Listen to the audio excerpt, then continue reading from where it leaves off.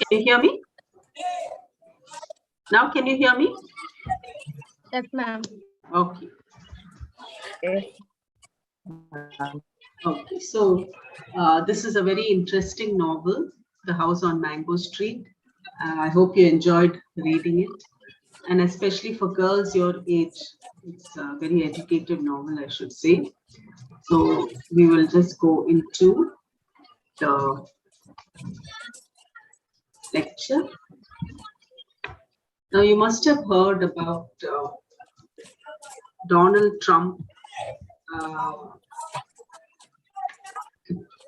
having a wall between Mexico and America.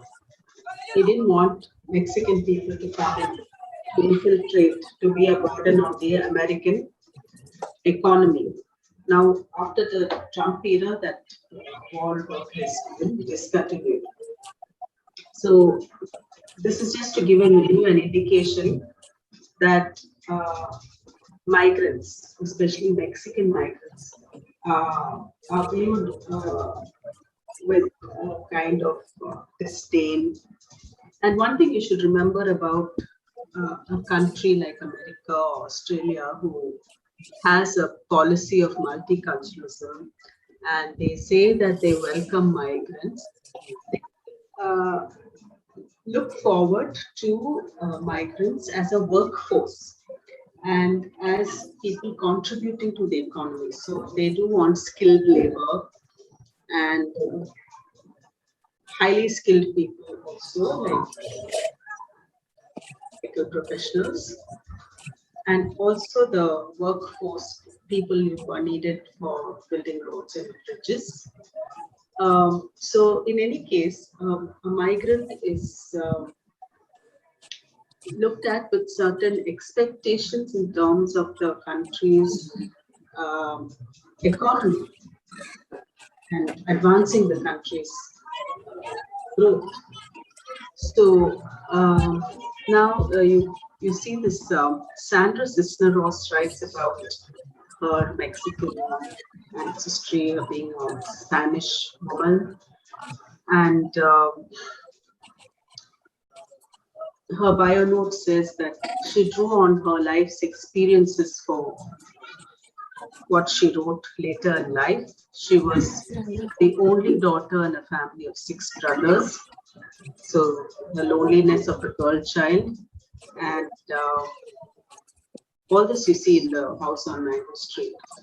And the girls playing with the boys, girls and boys belonging to different worlds. They play together for some time, but then each goes into their own worlds. And she has a unique style of writing, which I would say in this novel, it is writing from the child's point of view, through the eyes of a child. The narrator is a child. This you see even in Harper Lee's To Kill a Mockingbird. So this is a very unique narrative strategy, talking about the world and happenings in the world through the eyes of a child.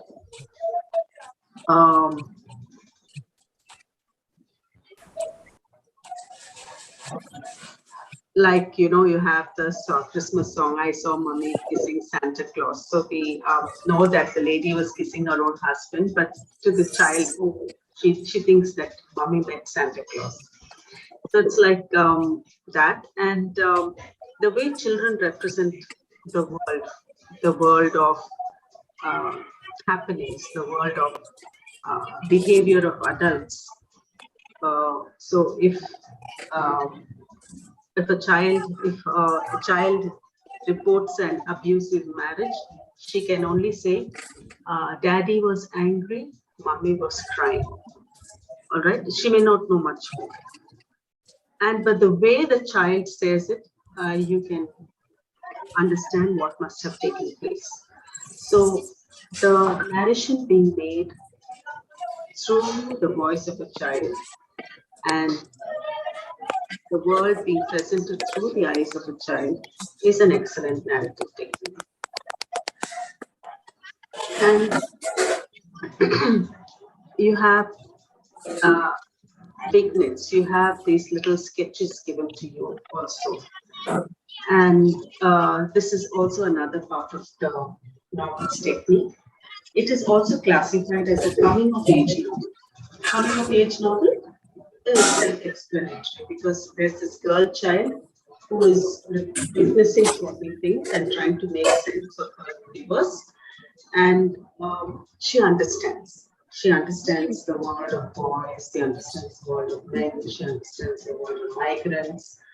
Uh, she's growing in her understanding. We cannot say that she's fully understood, but she's understood something. And she has understood about belonging socially, and she has understood about girlhood, womanhood. Certain things she has understood.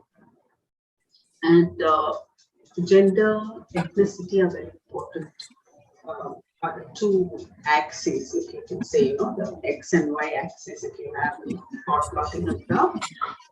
Ethnicity, a Spanish ethnicity, and then being not just Spanish, being a Spanish girl. So, what is the life of a Spanish woman? So, I've given you comments on each of the chapters, and here the idea of a house. You have so many novels like this. It calls A House for Mr. Biswas. Some noises.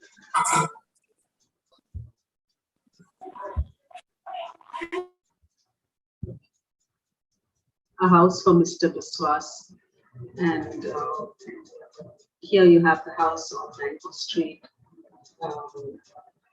So many novels are there with the title House or Home. So, home in the sense of home, sense of belonging, it's so central to a person's life. Beginning with house being just a roof above your head, a shelter, to house being a place where you belong, a place where you go not just for physical comfort, but also where you find acceptance. So, who is a very powerful central metaphor in literature. And here you find this first thing that makes her want to live in a better house is when the nun from the school asks her in a very contemptuous tone, do you live there? The way she emphasizes there, she says, that's the time I decided I wanted to have a real house. And in that first opening chapter, she talks about the dreams of a real house, a house where there'll be a stairway and all these things. But mother says, we will one day have a nice house, go to our house. But when they actually go to Mango Street, it's nothing that she actually dreamt of. The second chapter is about mother. So mother, father, siblings, these are a part of home. And what is it about mother that makes it home? That very comforting presence. She says mother's hair smelled great. Right? So that's a very warm feeling of a sense of security that gives off. Because there we always make associations. The smell of bread with mother.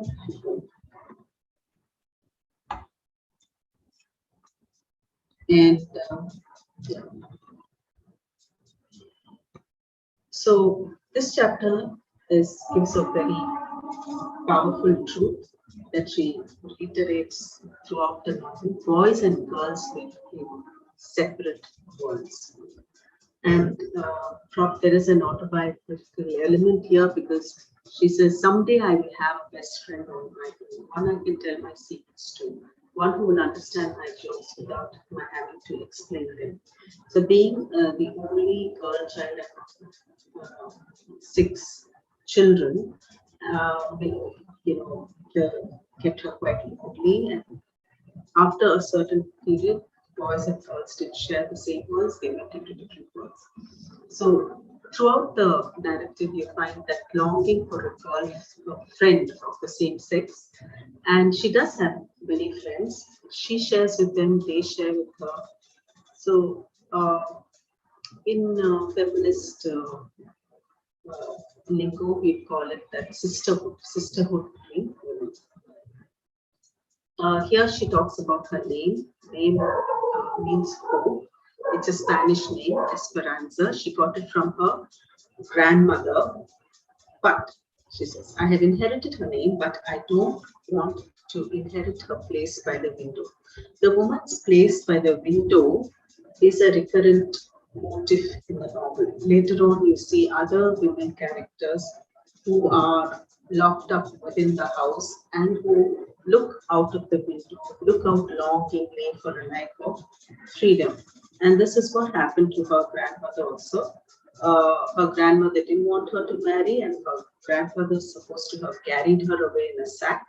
Well, she became a mother and a grandmother, but she held on to that resentment, all right, that she was forced into marriage, and that is why she looked out of the window all her life. There's another lady. So as I told you, there are vignettes, there are these snapshots, there are these pictures and these sketches, portraits of people. So here there's this portrait of Kathy. So Kathy has come from France. Kathy is a cat lover. Uh, Kathy, what she learns about Kathy is an aristocratic lineage, and Kathy's father has a family house in France, and one day he hopes to inherit that house. So these are actually the dreams of migrants. They leave their country and come to America for a better life, but they are also thinking about, and when they're not able to make it here, they think about how they can go back and probably inherit some property which is actually lost, which has been washed away by time.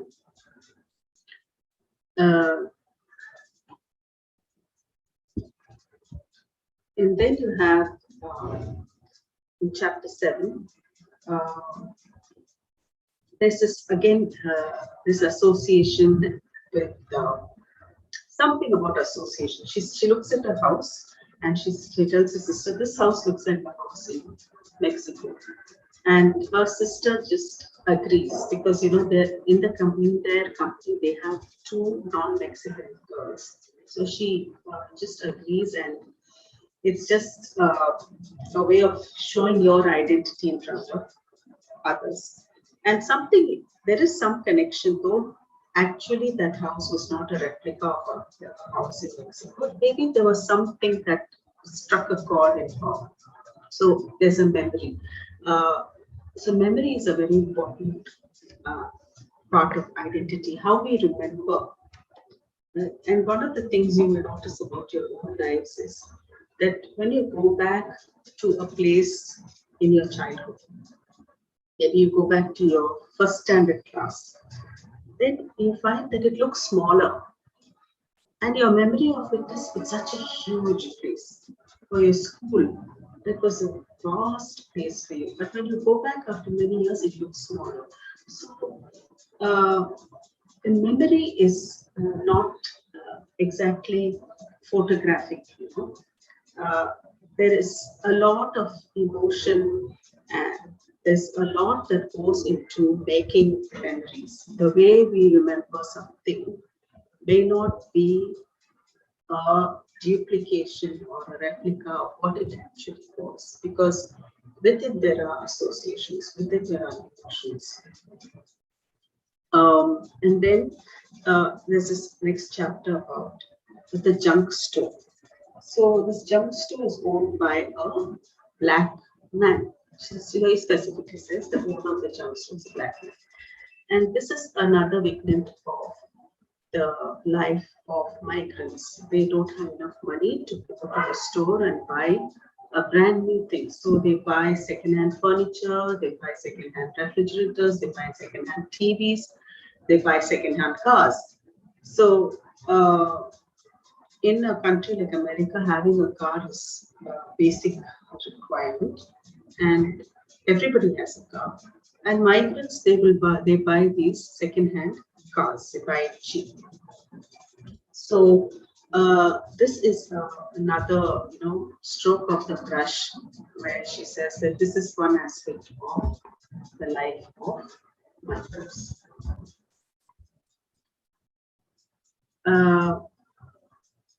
There's another person in this narration called Beam Ortiz. Actually, his name is Yuan. Okay, but somehow the name Beam is foisted on this person, and she evokes the childhood play and jumping from trees, and in this case, they were swinging from a tree. They were all pretending that they were Tarzan, and he broke both his arms. So in ghettos, you find that children play together. Those who have lived in the West will know that on a street there are houses, 2 or 3 houses. Every house may have a child, but it's most unlikely that the child of one house will go to the house of another child and play with that child. The neighbors' children don't get together and play. If they get together in the nearby park. So they meet in a park where they play, or they just don't meet. They don't go across the fence, or they don't go into another house. But this kind of sharing of spaces and playing together is more among the lower socioeconomic. Even in India, we see children play cricket on the street. Or they put up a small net from one end of the street to the other, and they play shuttlecock. And this is the where relationships are formed. This is emotionally very healthy. There's no isolation, loneliness. The next chapter talks about Ming's mother, who had fixed up a room in the basement, a place in the basement for a Puerto-Rican family. So you see people of different ethnicities, Spanish, Puerto Rican, and it's a place in the basement, so it's a very cheap accommodation. And in this place, where Louis' family is, Louis' cousin Marin is also staying with him. So they see in America as the promised land, the land of promise, the land which holds opportunity for them. So relations also cross the border and come over and stay with them, hoping to make a living and a livelihood. And not just a livelihood, but a better life. But this is the dream. The dream of the migrant is a dream for a better life, but on arrival, they don't get a good life. And for many years, they struggle. It is an established fact that the first generation of migrants don't have much. Their life is a struggle. It's only their children and then the next generation after that which prospers in the new land. And to get out of this ghetto life is quite a struggle, because in this ghetto life, what happens is, because of the poverty, is that they get into bad habits, drugs, alcohol, boys, and when they see people who have a better life, naturally they have aspirations. And so how do they acquire what they want? They acquire it by stealing. So boys want to drive a nice car, they steal a car. And here in this narrative, you see that they come into the community with this very flashy car, and everybody is attracted looking at the seats and everything of the car. And temporarily, the boys create an impression in the community. But by the end of the day, the police come and they are handcuffed and taken away. So this, it's reported by a child. She doesn't say that they stole a car. She just tells you that they came with this car. It was an attractive car, and everybody was looking at it. And then she says the cops came. So try to appreciate this narrative strategy of looking at events through the eyes of a child. And now this Louis' cousin and his other cousin. Okay, that's the title of the chapter. Louis' cousin Marin stays with him. She's a sales girl. And later on, you'll see how Marin's life unfolds. So Marin struggles. She's working as a sales girl. She sells lipstick, perfume. And that exactly is not the life she wants, but that probably is the means to a better life. But is she able to climb up and get a better life, or uh, is she um, stuck in a life that is framed for her by her circumstances? Sometimes our circumstances circumscribe us. Circumscribe means putting a circle around you. When it's very hard to break out of that circle. So, for example, in a ghetto or a slum area, for a boy not to go into drinking, for a boy not to go into bad habits, for a boy to concentrate on his studies is a big challenge. Yes, there has to be that kind of determination, focus, and support from the family, support from different quarters to see that he doesn't succumb to the forces around him. You will see that with your little brothers in the house. The other boys will call them to come and play just when they have their exams. And so this kind of social pressure, or they will call them to do something that is not right. So to keep the children out of trouble is a big challenge. And in chapter, this is what happens to the boys. And in the case of Mad and the girl, she actually wants to, have a better life in the country, but she slowly slips into prostitution because she's at a very vulnerable age. She meets boys, she sells makeup, she wears makeup, she's attractive, and when she gets the attention of men, she thinks that one of them will marry her. All right, but that doesn't happen. So she waits under the street lights, all painted up. Boys come and pick her up. She thinks that this is the way to being settled in life, and someone will finally marry her.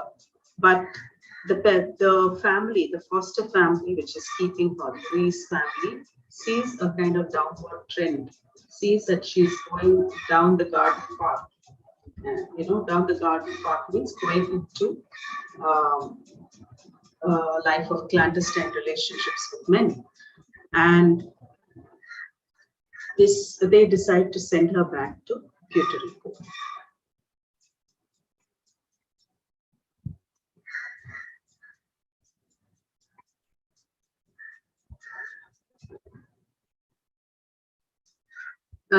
Then in chapter 12, you see she talks about how people who are non-brown people, white people, people from the different community, when they come into the ghetto, they get scared. That happens, this is a kind of some delusion. Delusion means some wrong ideas, fooling yourself. So people are deluded into thinking that black is evil. And so they associate black people with dark-skinned people with violence, with stealing, with all negative things, and they think that white people do these things. So when they come into a community like this, they think these people have knives and they are violent people. And she says, all around, we are safe. And on the other hand, when these people go into another neighborhood, they feel insecure. But watch us drive into a neighborhood of another color, and our knees will shake it. So this kind of mistrust between people of different ethnicities is there. And note that it's not about black and white, because the Spanish is brown. Right? So on the multi-ethnic landscape, you have people of different color, different physiognomy. Physiognomy is your physical features, your appearance, your height, your weight, your facial features. Chinese people, they have a certain physiognomy. African American people have a certain physiognomy. Spanish people have a certain physiognomy. And The dominant race is white, and so white is normative. That is the problem. White is normative. This is normal, and anything that is non-white, Chinese, Spanish, African American, is a deviant. So the normative and the deviant. So the deviant is wrong, bad, ugly.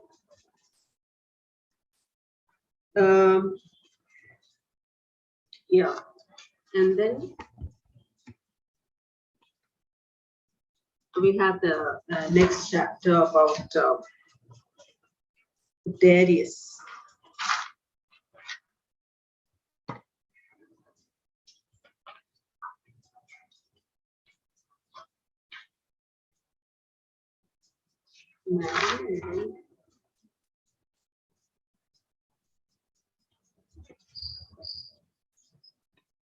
Is also known. Yeah.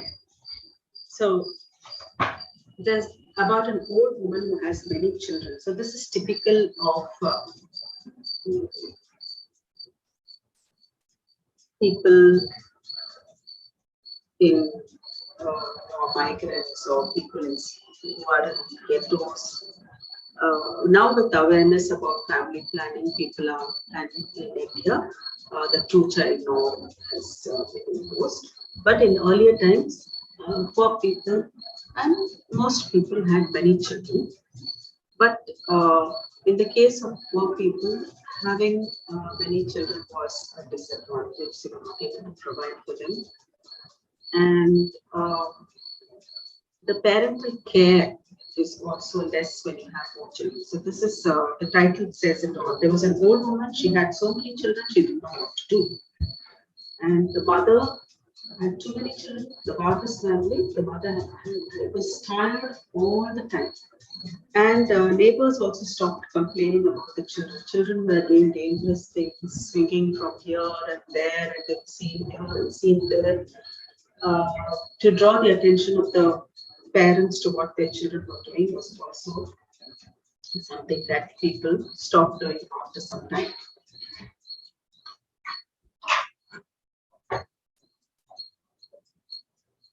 So as you see, these are snapshots that she's giving of the community life. And then there's another one about Alicia. So Alicia is a girl who has no mother. So Alicia has to wake up early in the morning and make her food tortillas. Tortillas are like chapatis, right? And but the thing about Alicia is she is focused. She is very clear that she doesn't want to work in a factory like other migrant women. She sees herself as going to university, being educated, and it is very powerfully expressed. Alicia, who has inherited her mama's rolling pin and sleepiness, is young and smart and studies for the first time at the university. 2 trains and a bus, because she doesn't want to spend her whole life in a factory or behind her rolling pin. Rolling pin is the one which you make the tortillas, like the chapatis. So only education can empower Alicia, and she has understood it. This is one message that is coming across from the author, that only education can empower women and men of these disadvantaged groups to come out of their lives of disadvantage. And here in this case, it's not only her ethnicity, but also her sex, which goes against her. She's female. So she has to make the tortillas, she has to run the home, and she has to study. So this next chapter is about Darius, a boy who looks at the clouds just the way all of us did as children, and he is imaginative. He says that this is like this and this is like it, and that cloud is God. So it's about childhood and how we are imaginative. And suppose a chapter about about different names. See, that's the thing about migrants. They probably have one name from their culture and one from the Western culture. So she puts this across funnily, saying that the Eskimos have 30 different names for snow, because ultimately it is snow. And even clouds, there are different names for clouds, because there are different types of clouds. But the point that she's trying to make is that people like her, people of her ethnicity, they have more than one name, and it is only to accommodate themselves in both worlds. To this ghetto, you have people from different other ethnic backgrounds, from Puerto Rican. And here there's a family, she says she doesn't tell what ethnicity they are of. She says the family of little feet. So they were all very small made people. There was a family, all were little and their hands were little. Okay. So the physiognomy of people, as I said earlier, the physiognomy of people of different ethnicities in the neighborhood. And then in this chapter, she tells you about a bum. A bum is a person who is a person who is a waster, a person who's doing nothing with his life, a person who's just drinking and sleeping on the streets, a homeless person. This man asks Lucy, will you give me a kiss if I give you $1? So she's also saying that ghetto is not a safe place for a girl child, because you have all kinds of characters. It's a very complex social system where there are families, but there's a community, and there are children who play together, there are people who interact with each other, and there are people in different states of existence. That's a very important thing. Different states of existence. Some are jobless, so they are frustrated, they don't have jobs. Some are struggling with poverty, and some have made nothing of their lives. They are not able to do anything with their lives. So there are all kinds of people who are wrecks. And this category, the bum, he comes and asks this, he tries to exploit this girl child. So the girl child is not safe in such places. And teenagers, the girl child, they are entering their teens. So the funny thing about teenagers is a kind of age of knowing and not knowing. So see, when a baby, a 3-year-old baby is raped, baby doesn't know what this is. The people who are raping 3-year-old children. But when a 16-year-old gets sexual advances from a man, she knows what is happening. She knows what demand is being placed on her. But at the same time, she's helpless. And that is why that burden of guilt is there, because she knew what it was. She understood what it was. All right. So then at the same time, sometimes it's a clear rape. Sometimes they are lured. They attract them, giving them some things like, oh, I'll get you a nice dress. Here's a lipstick. Oh, you look good. Some flattery like that. And then seducing them. So when they are seduced and then the man forces himself on them, they weren't expecting to be raped, right? They were just happy about the attention they were getting. So this is what happens to young girls who are not safely protected either by their friends or by their parents. She talks about this is a very, very disturbing chapter about going to school with a rice sandwich. And there's a lunch hall in school for children who bring their lunch boxes with them. And there are other children who don't bring lunch boxes, who just go back home on a bus. And she thinks that it would be better for her to have a sandwich and then ride back home. So her mother prepares a sandwich, and then she can't have a meat sandwich because they are poor. So when she asks the principal or the head of the school for permission to eat in the canteen, the nun said, she discriminates against her And discrimination often always is done in a very subtle way. She looks at her and says, your house isn't very far away, so you don't need to use the dumpster. That's one way of trying to keep her out. And then she makes her feel ashamed. She looks out of the window, she points out to some ugly houses, and she says, that's your place, you live there, don't you? So again, she humiliates her, makes her feel small. And there's so much that is said about identity for this incident, that our identity is depends on where we live, how we dress, color of our skin, and much as we would like to say that we accept people irrespective of their appearance, uh, it is a practice in society to assess people, to appreciate people, accept people based on their appearance and also their financial status, where they live, what type of house they have, what type of car they drive. Right? And in her case, poverty has been her identification. All the markers of poverty, not having good clothes, not having a good house.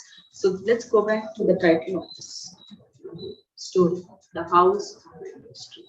So your house is your address. Okay.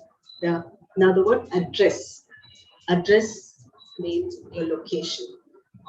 It means where you belong. So you are pinned down.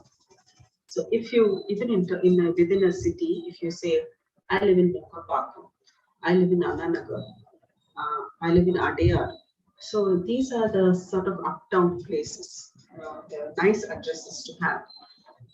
Whereas if you mention some other part of the city, like where I live, Vilivakam, or let's say I live in a village.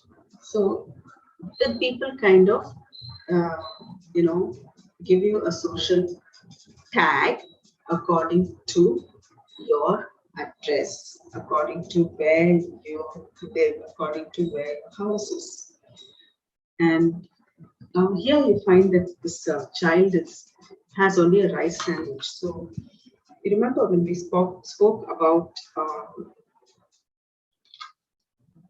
the girl who wanted to study in the university. You see that she's making her own tortillas because she can't afford to buy in the canteen, and she is going to the university.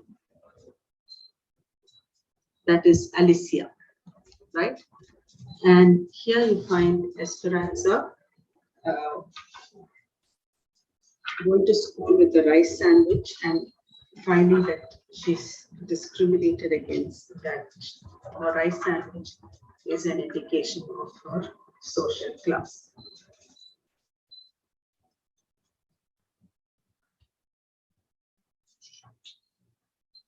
And there's this chapter called titled Hips. It's about the physical changes that come in a girl. The girl develops hips, and as a girl child, she defines it this way, that hips are you need to have hips so that you can dance. You need to have hips. Just a minute.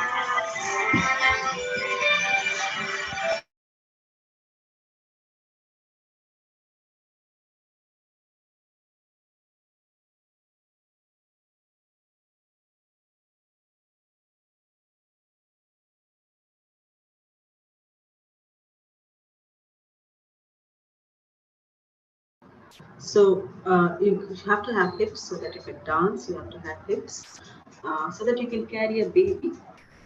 So she arrives at the rationale behind changes that are taking place in the body. So hips make you attractive as a woman, and the chapter opens with, I like coffee, I like tea, I like the boys and boys like me. Yes, no, maybe so. Yes, no, maybe so. One day you wake up and they are there, ready and waiting like a new book with the keys and ignition, ready to take you where. So she says, this waking up to discover that your body is changing. And this change in your body is going to take you somewhere. Take you where? Towards marriage and motherhood. Now, next chapter is about Esperanza's first job. So, several times in the narrative, you have, you're being told about predatory men, about men who force themselves on women, men, young girls, teenagers, men who seduce them, men who try to rape them, boys who try to rape them, and here, the first job, she actually she's underage. She is not old enough to work, but she lies about her age because she wants to earn her livelihood. And in the place of work, she finds a man who's very helpful, very kind, and so naturally in a new place, she trusts the person who's kind to her. And uh, she has assessed him wrong because he doesn't have good intentions. So after getting a little comfortable with her, he asks her, he forces a kiss on her. And this, if you can imagine the feeling, it is such a sense of, it's so revolting, so it makes the girl angry, it makes her feel insulted, it makes her feel bruised, and if this is her experience of her first job, how do you think she would be positive or open to the idea of going to work? So she'd either be in fear, or she would probably get wise from this experience and see that this doesn't happen to her again.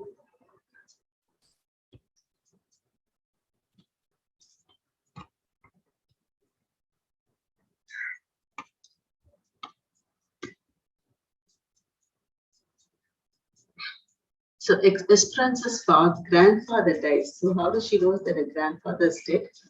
Her father's crying one morning and he says that he wants to go to Mexico. And so this is her way of saying that, well, whenever such things happen, my father goes to Mexico and it's a big event where everybody comes and then they take a big black and white photograph. So funerals. Funerals are times for family to connect. That happens even in our culture.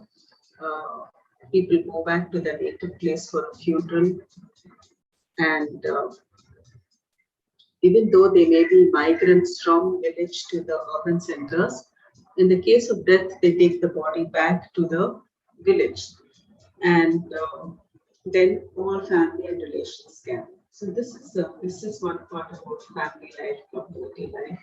The death brings people together. Then she talks. The next chapter is about her aunt who has cancer, and so she consoles her aunt by reading out to her. She reads stories, she reads what she writes. The thing about this thing is superstition. Esperanza's mother tells her that she was born bad, that she carried some bad luck with her when she was born. And she thinks that her bad luck was what brought her aunt's cancer as well. So these are some, so in other chapters also we see about superstitious beliefs that these people have.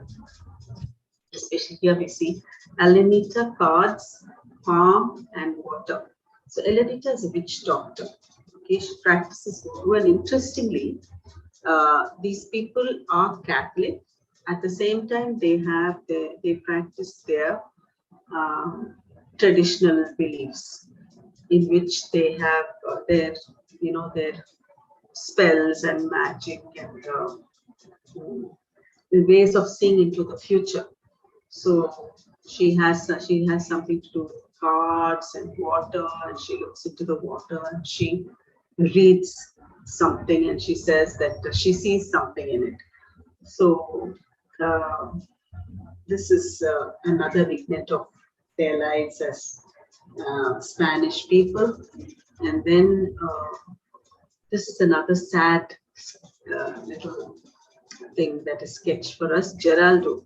So his name is Geraldo. Nobody knows his surname. And Madame meets Geraldo at a dance, and they hear that Geraldo was killed in an accident. More than that, they have no idea who his family are. But the sad thing is, Geraldo has come to this new land for a livelihood. He stays in a small apartment, and whatever he earns, he sends money orders back to his home. And when Geraldo is killed in an accident, he is just an accident case. All right. So, because no one knew him, we don't know whether his body got back to his family. And this is the lonely life of a migrant.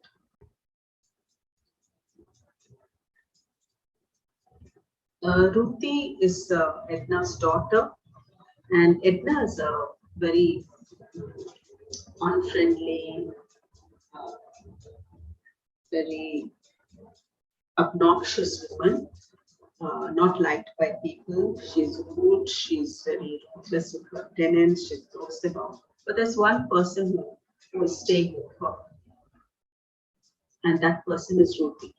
So happens that Ruthie is her daughter, so she can't throw out her daughter, she doesn't throw out her daughter. And Ruthie is a very helpless person. So Ruthie is the antithesis of Edna. Ruthie is just the opposite of her mother. Ruthie is very timid. She lacks confidence. And we're left thinking about whether Ruthie's lack of confidence was responsible for the breakup of her marriage, or the other way around, that the breakup of her marriage led to her loss of confidence. But all we can say is that she's still reeling under the blow of a broken marriage. So here she sees Esperanza is now attracted to boys. She sees a young man named Saya, and she sees him looking at her, and no words are exchanged between them. Eventually, she comes to know that Saya has a girlfriend, so she sees Saya's girlfriend, and then she goes on her fantasy of what's going on between Saya and his girlfriend, and how they must be when they are together. And she also wants to have a boyfriend. So you can see that this is hormonal changes which are taking place in a girl, and the girl wants attention from men, from boys. So she says, how she puts it so poetically, so powerfully, everything is holding its breath inside of me. Everything is waiting to explode like Christmas. I want to be born new and shiny. I want to sit out bad at night, a boy around my neck and a wind under my skirt. Then about about physical beauty. Okay, all the time, women are expected to be beautiful. There's not so much pressure on men to be handsome, right? But a woman to be saleable, to be marketable, she has to look a certain way, she has to have a certain physique, she has to have nice hair, nice color, whatever. And the Esperanza is skinny, so she feels that she's not the type of girl that men will look at. And so she looks at four skinny trees and she feels that, these four skinny trees are her friends. She identifies with these four skinny trees. Then to this neighborhood, there's a man who brings his wife and a small baby. And it's actually very touching because this lady and her baby, the way she describes, the lady was very fat and roly-poly, and she had a baby. She had tiny feet, and everything about this lady was pink. And it was just this bottle of pink that went up the stairs, and she remained up there, and she never interacted with people. And all she could say was, "No, speak English. He, not here." So this is so not knowing English is also one of the struggles of migrants. I told you earlier about women looking out of the window longingly because they're trapped inside the house. They are kept under lock and key by their husbands. And Rafaela's husband is one such person. He keeps her under lock and key because he thinks she's too beautiful and she might run away. So what Rafaela does is, once a week she wants to have some papaya juice. And so she lets the money down through the window, and these little children go and fetch the juice for her and come. So this is a reality actually in the lives of many women, not only women here in this ghetto of people of different ethnicities, Puerto Rican, Mexican, whatever. But it is a reality even in India. There are people who keep their wives like that. So there's a girl called Sally who's very beautiful and boys are attracted to her. But her father is very strict and her father is so apprehensive, so worried because she's beautiful. And he doesn't allow wearing makeup, no dancing. And there's a tremendous amount of social pressure on Sally. And this happens to beautiful women. Everybody's watching a beautiful woman to see if she will make a mistake. But all that Sally wants is to love and to love. She just wants to be loved, to love and be loved. And the attraction to boys is looking for that security, looking for someone to love. I think I played for you. Did I play for you that song? You are 16 going on 17. You should listen to that song. The girl says, I am 16 going on 17. I'm innocent as a rule.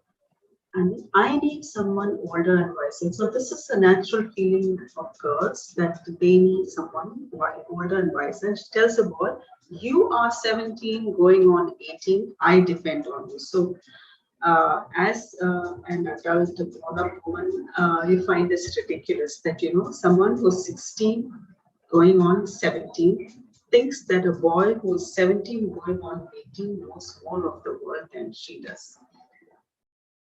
The truth is both of them are equally ignorant of the world. So Sally's father is a very protective father, and in chapter 35 we see that he's an abusive parent. His anxiety about what could happen because Sally is beautiful makes him beat her. He beats her and belts her. Then the next chapter is about Minerva, lady who writes poems, and you find Esperanza also writes poems. So why do we write poems? The poems actually are, there are different genres, poetry, fiction genre, but I think poetry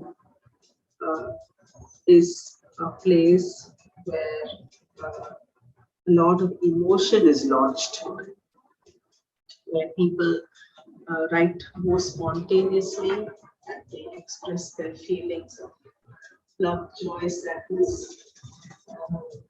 Poetry is an avenue of expression for people who are troubled, who are disturbed. So she writes poems and reads her poems to Minerva, and so on. So Minerva reads her poems. So women writers, a lot of their writing comes from their sad lives.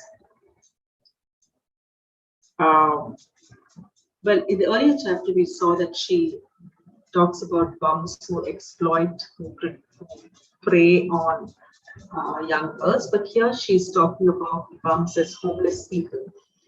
And she says that when she does well in life, she will, if she comes across a bum who's passing by her house and asks, "Can I come in?"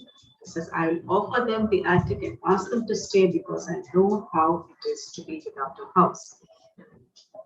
So, in relation to poverty and the lives of migrants, what did we see so far? We saw how their lives are circumscribed by poverty, and all the sort of evils that are teeming in that environment.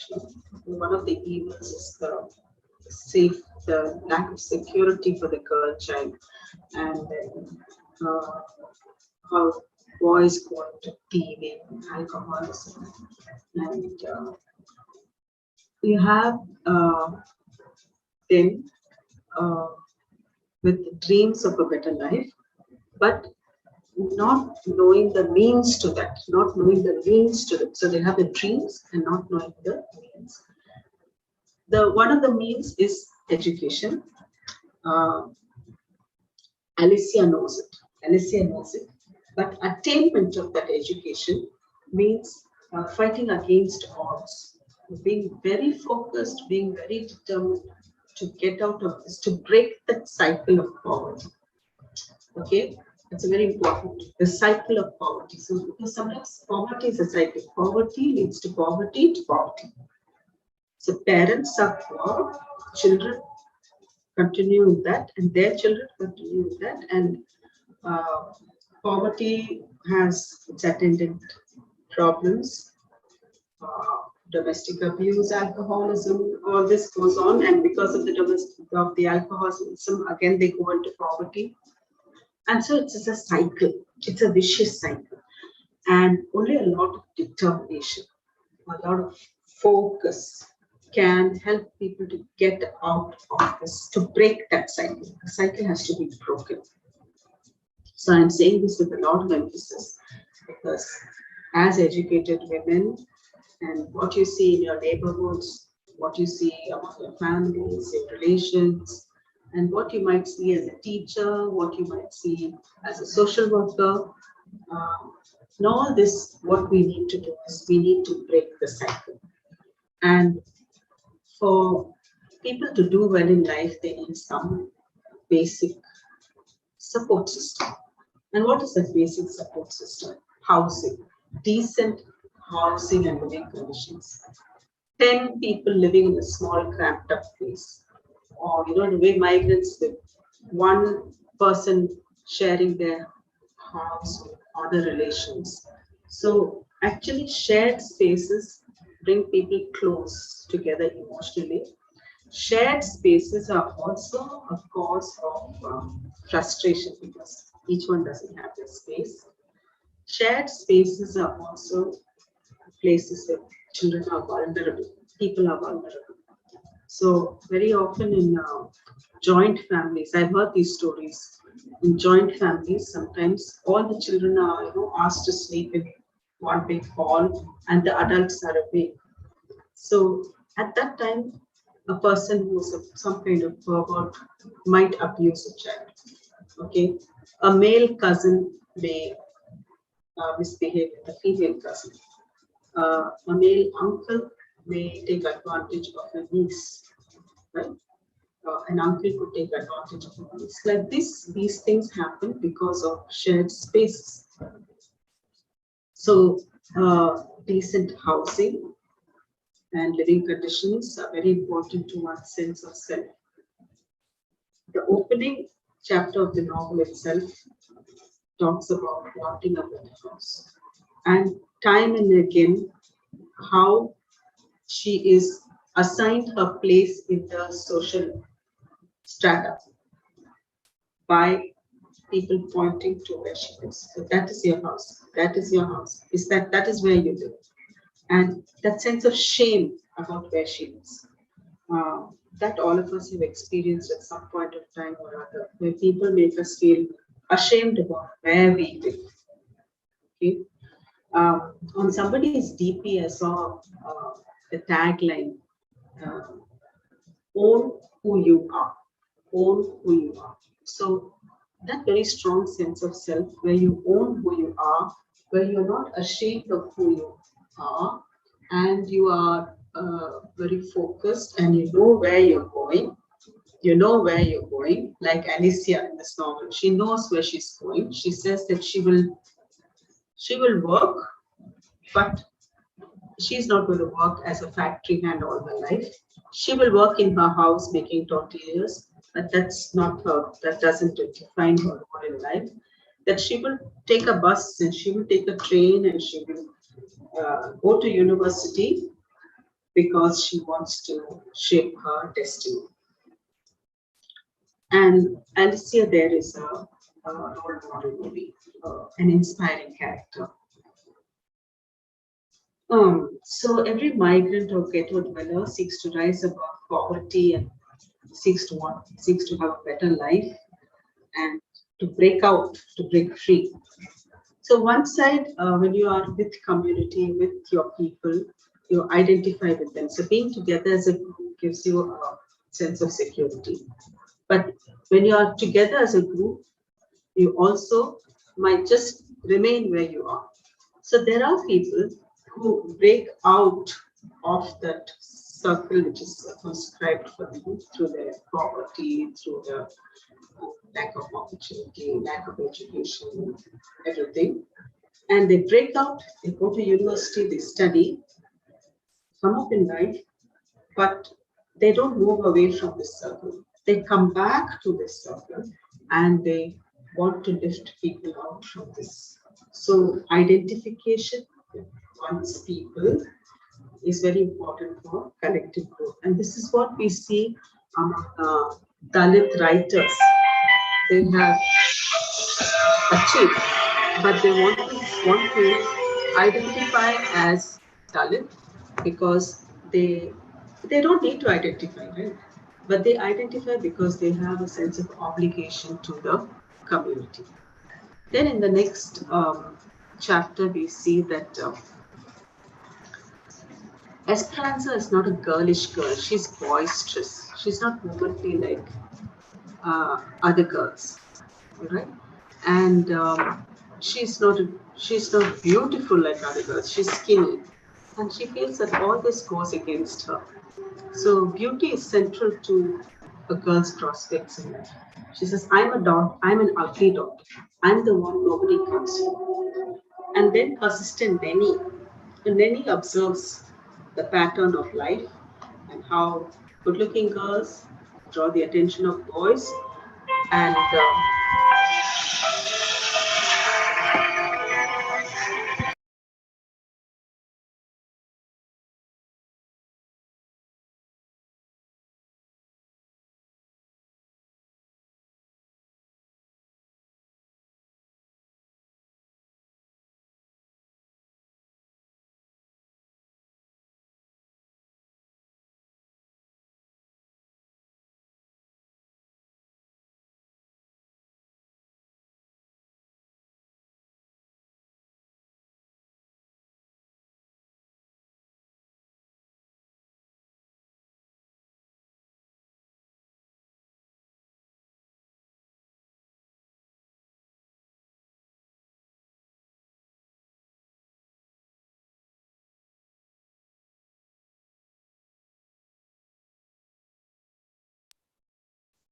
sorry.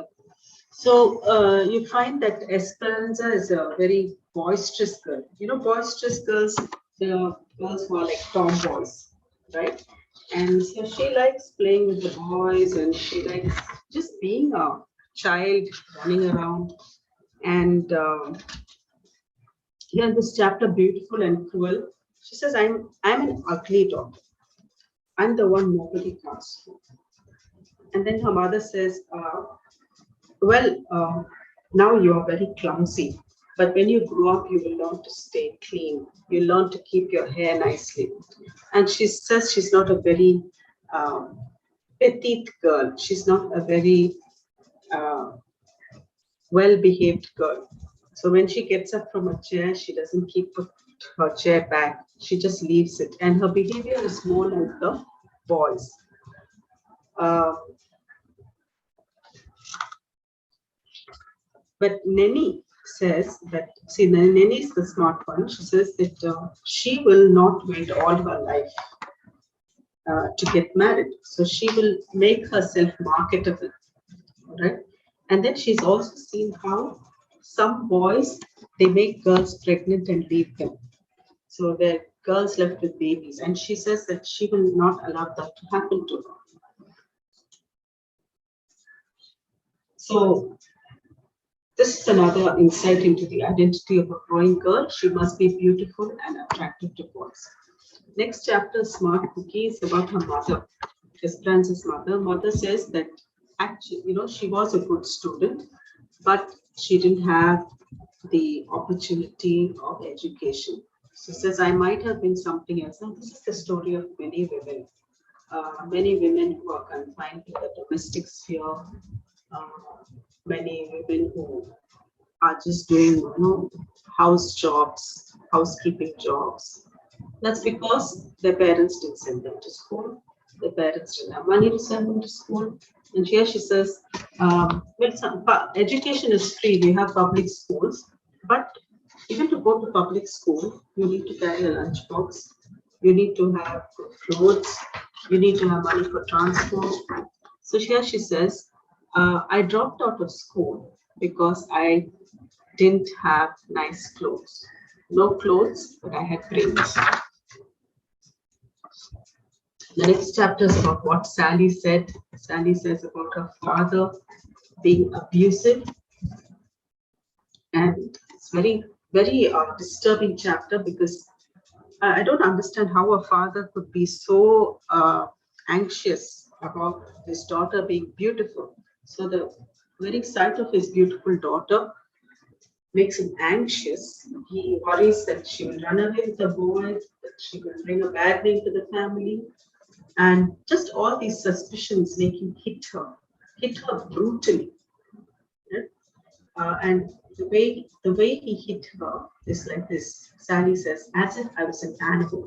He thinks I'm going to run away and his sisters will make the family ashamed. He just forgot that he was her father between the buckle and the belt. So that's the way he hit her. And then you have the monkey garden.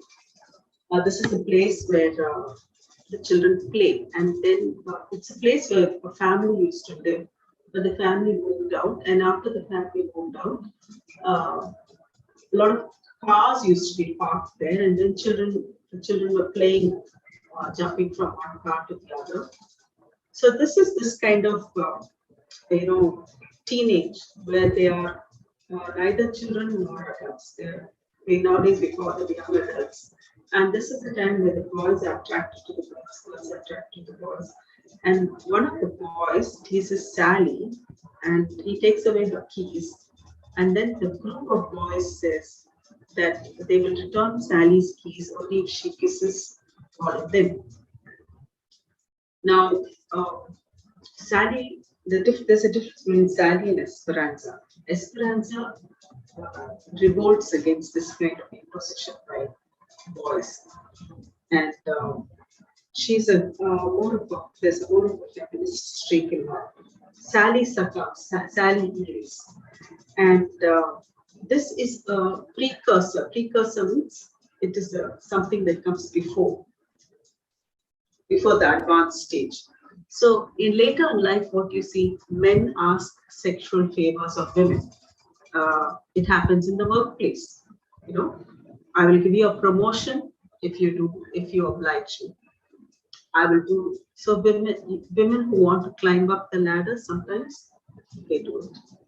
And you must have heard of the Me Too, #Me Too campaign in Hollywood, right?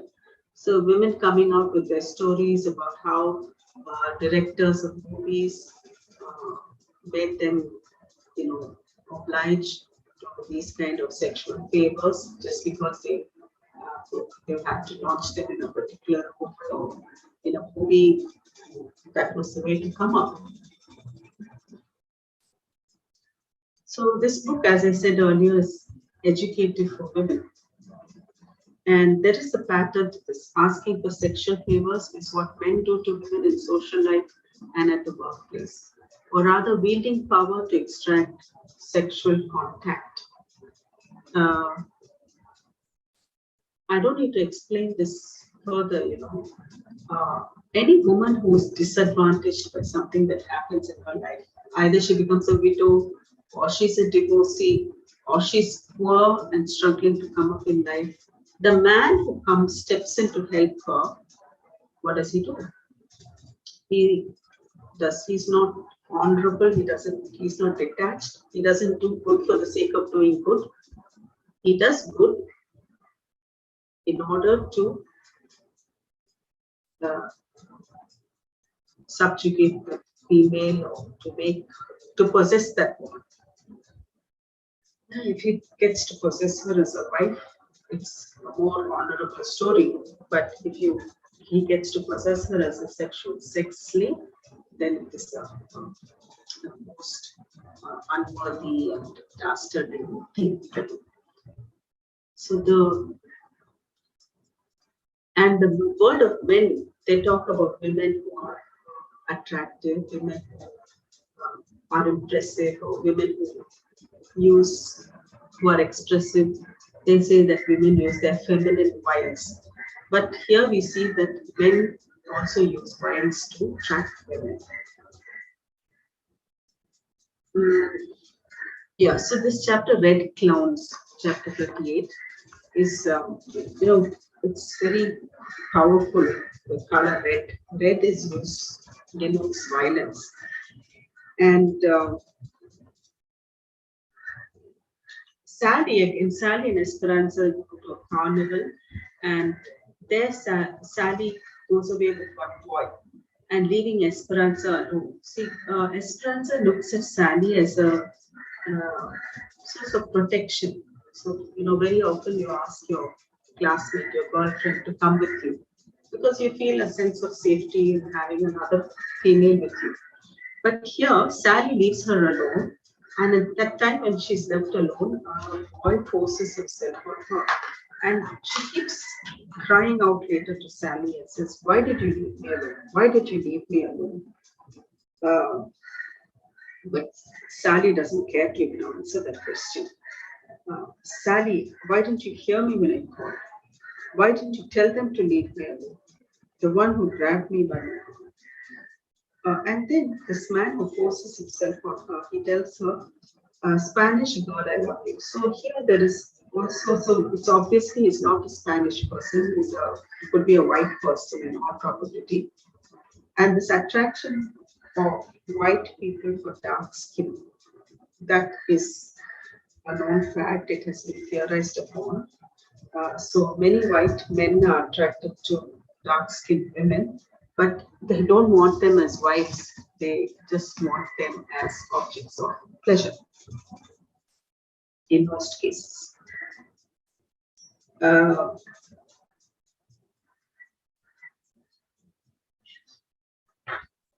next chapter is about Sally, called Linoleum Roses. That means she's got this house where she has this artificial roses, and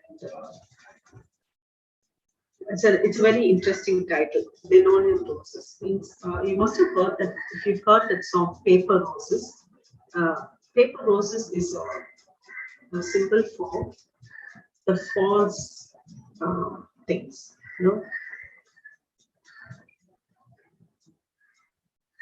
In that song, the composer says that that man's love was like paper roses. It's an imitation of the real thing. It's not the real thing. So Sally is kind of content to live in this house, being a married woman. And she is also a woman who sits by the window. She is locked up by her husband. He thinks she's too beautiful, and so he will not let her go outside. But she's happy. She's, I would say, happy. She's reconciled to her fate. She's contented. And what matters more to Sally is being a married woman. Being a married woman is more important to her than being an independent woman. And here there's also something that we need to learn as young women, that men don't like independent women. Men don't like independent women. Men don't like a woman as a mind of a woman. And men are not attracted to women who don't care about their physical appearance. So there are very few men in the world who want to appreciate a woman's mind. And even in this 21st century, there are girls who give so much importance to beauty because they want to be attractive to the opposite sex, because they want to be marketable for marriage. If they are good looking, they get a life partner. And if they are not, they will remain on the shelf. Remain on the shelf means nobody will come for you. So it takes a very strong woman. It takes a very strong woman. I say that again. It takes a very strong woman to be willing to be on the shelf. It takes a very strong woman to be willing to be on the shelf. That someone did not come for you because you are not fair or not rich or not beautiful. And so you did not get married. So what? If you can be independent, be educated, lead your life, pursue your interests, you will be happy.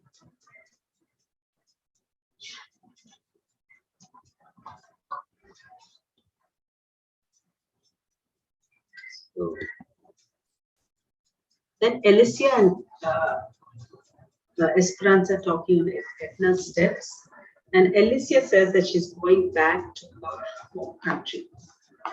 So she says the name of that place is Guadalajara, and Esperanza gives the feeling of another migrant. Esperanza and her people have come from Mexico, but for them there's no question of going back. But Alicia says there's a place called home for her and she can go back. So Esperanza tells her that's good for you. You have a place that you can call home and you can go back to that place. But for me, the place that I came from is not home. The place where I am is not home. Right? And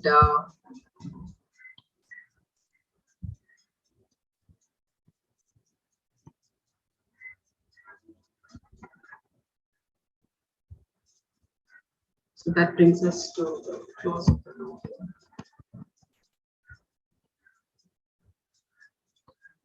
So in this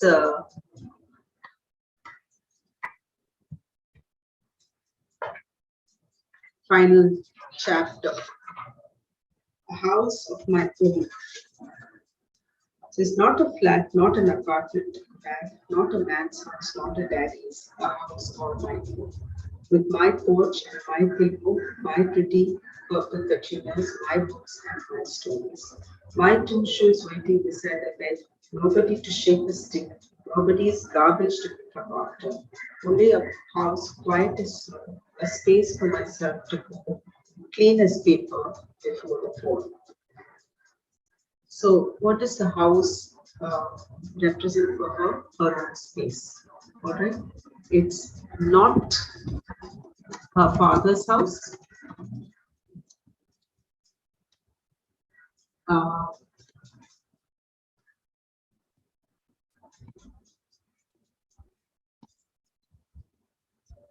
And then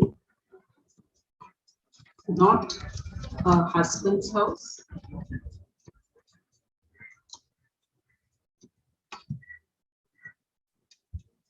but her own house, her own space where she reads, writes,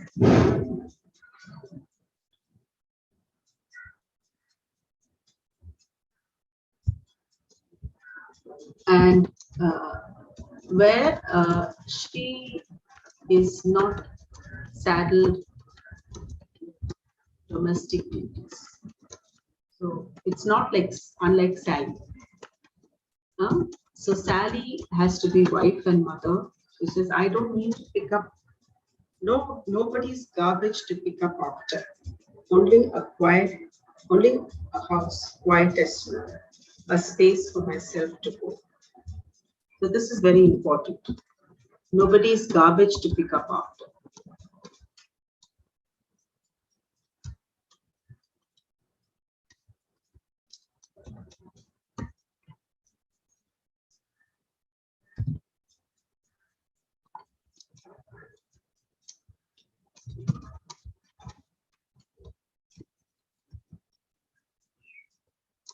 Only a house quiet as snow, space for myself.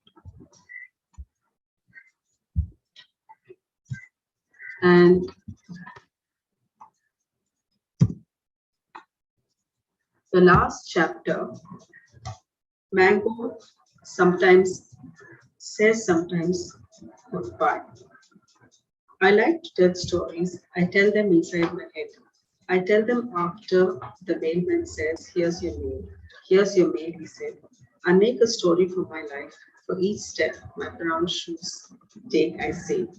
And so she trudged up the wooden stairs, her sad brown shoes taking her to the house she never liked. I like to tell stories. I'm going to tell you a story about a girl who didn't want to belong. We didn't always live on Mango Street, but before that we lived on Louis on the third floor. And before that we lived on Keeler. Before Keeler it was Paulina. But what I remember most is Mango Street, sad red house, the house I belong, but I don't belong to. So she lists the different houses. She lists all the houses in which they have lived.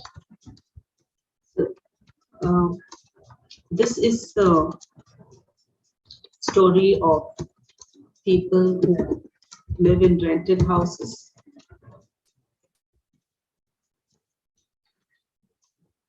Houses they don't have, who don't own houses.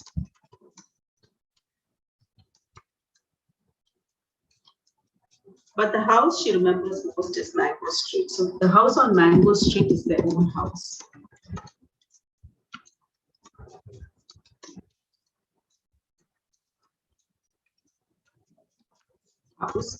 And that is why it gives her a sense of identity.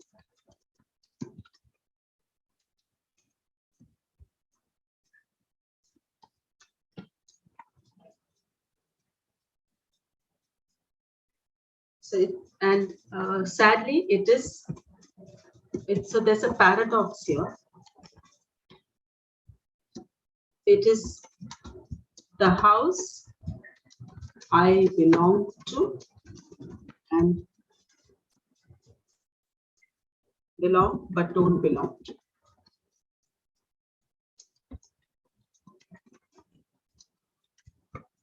So what does this mean? It means that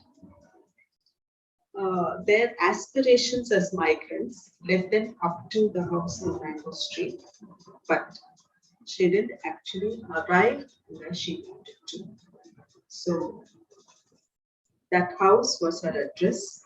That was the house that the nuns wanted to and said you live there. And that was the house that gave her a social tag and label. It was definitely a few steps ahead of where they were in life earlier, but they hadn't actually arrived where they wanted to. But the house of her own, a house of my own, the chapter before, Mango says goodbye sometimes. The ideal place is not a flat, not an apartment, not the house of another man, not the house of her father, a house all her own, with her own porch, her own pillow, her own garden, her own books, her own stories. And every one of us dreams of a house of our own. And what is that house? Not necessarily the one with all the luxuries of life, but just that one in which you do have a complete sense of belonging, because it is your space. It is just your space and your space alone. So thank you for listening.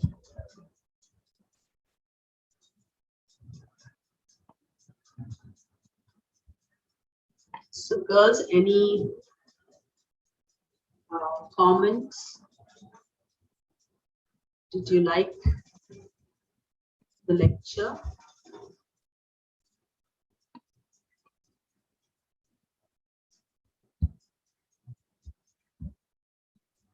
Have I muted you? You can unmute.